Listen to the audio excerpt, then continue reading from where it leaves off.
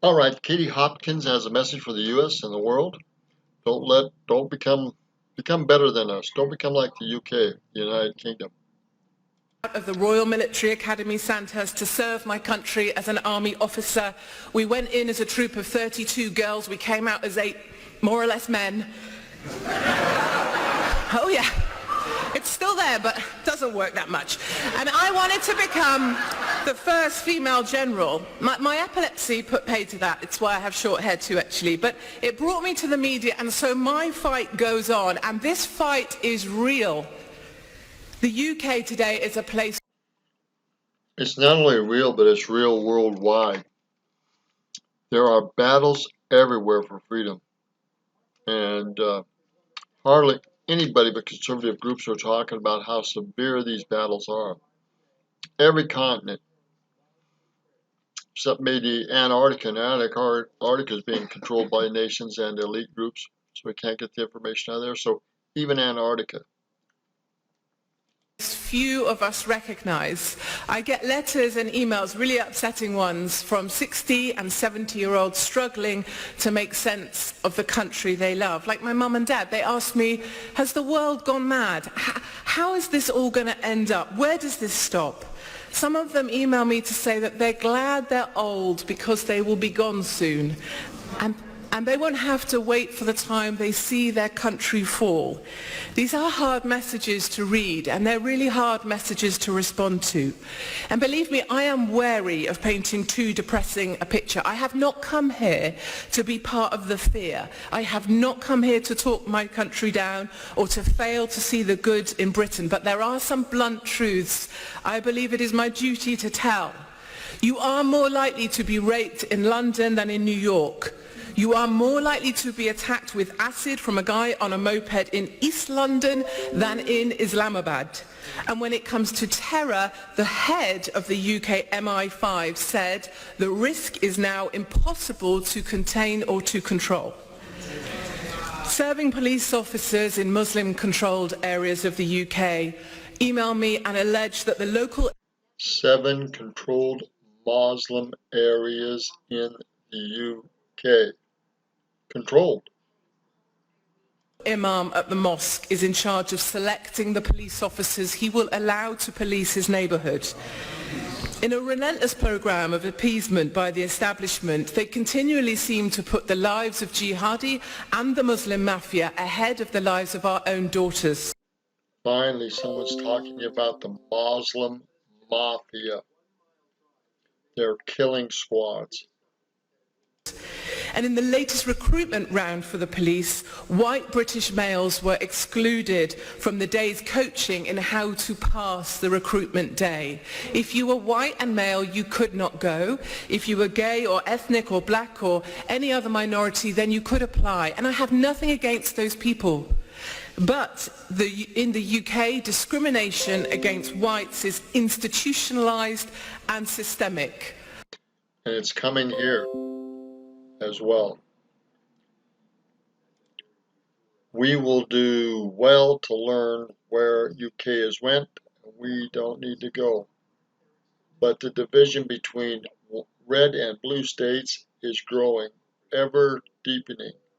People are fleeing to the red states. They're giving up on the blue states and the blue cities. It's severe. I applied for a place for my husband just to see if he could get through. He's a male, vaguely, and he's white, and they said no. But without a minority card to play or a race card, you have no grounds for redress anymore in our country. The UK is no grounds for regress. Isn't that amazing? Sick. Is now formed of 2 distinct territories. There is Londonistan and there is the rest of the UK. London and the rest of the UK. If you took Britain and spun it on its side, it is very much a baby America. London is Clinton. London is California, the bad bits, and all the good bits I see are here today. London is Bill de Blasio's New York, and he's an utter cockwomble if ever I met one. Wow. He may be tall, but he is the smallest man I know. And then there is a better place. There is a place called the rest of the UK. There is a place where hard-working Brits want to do a fair day's work for a fair day's pay. They want to look after their families. They want to love their country. They'll fight for their country. They support Trump. They voted Brexit. Occasionally we want to have a barbecue with our families, but we can't because it never stops bloody raining. That is a good place, and it's the place where I come from. It's the place where I put my lovely husband. It's the place I put my children, and it's the place that I live in. I live in a place called the rest of the UK. And here people have grown weary about speaking out because it's just not worth the hassle. There is mass silencing of the thoughts of Brexiteers, of us deplorables, considered racist or stupid or wrong. We're browbeaten into shutting up. But they're still there. And there's a quiet rumble of discontent at the state of Londonistan.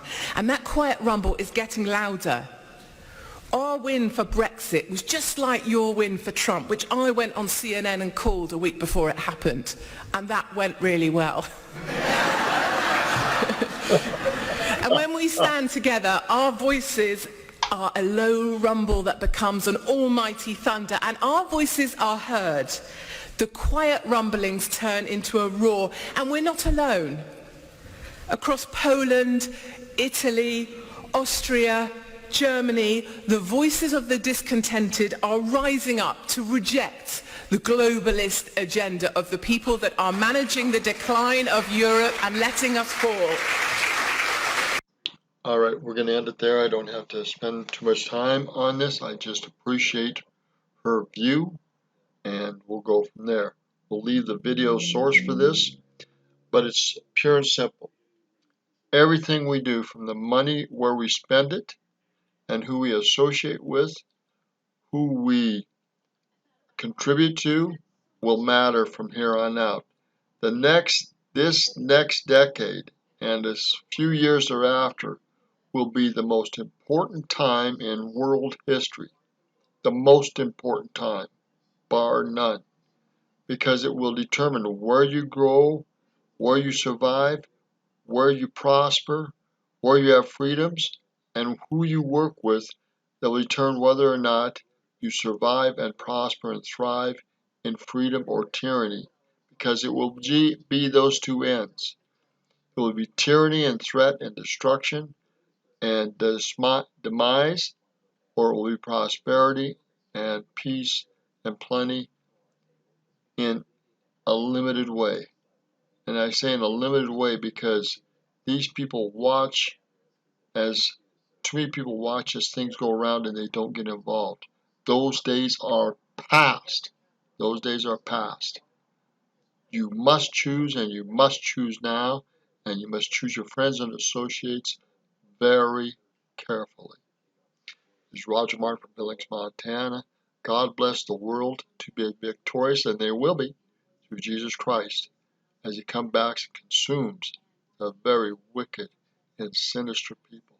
And we go on into victory. But the battle from now to about 13 years, 2033, are going to be essentially crucial for which side you're on, what you do, how you do it, and how you live. On with the battle, on to the victory.